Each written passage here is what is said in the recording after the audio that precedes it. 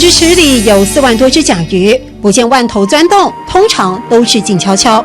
是他在看你了，他从水里面这样偷在看你，不是我们在看他的。每天要上岸产卵的母甲鱼，非得等到惊扰气息被刻意隐藏，才陆续现身。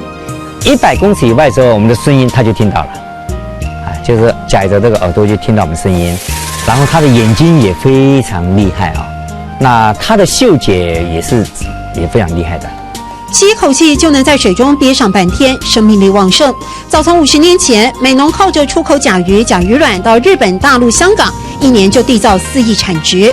直到71年霍乱弧菌污染事件，价格崩盘，养殖户纷纷弃养。那时候我们也是心中想说，应该会有个转机的一刻这样子，所以我们要坚持这样。所以我们就本来喂2餐就喂1餐，那1餐里面本来都是喂新鲜的海鱼嘛我们就有一半是用番薯这些合起来喂它。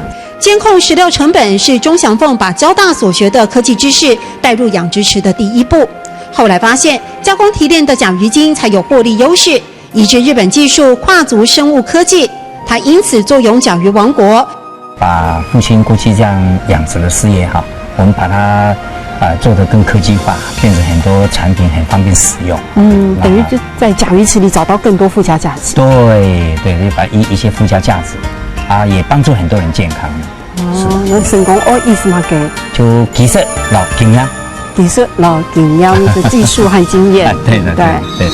当别人都放弃的时候，唯独你自己不放弃，使得当年一个养殖渔民现在能够成为美浓小镇上的生计富豪。而下一步，他希望再透过了产学的合作，寻找甲鱼长寿的秘密。成功意思嘛？技术老经验。成功意思嘛？技术老经验。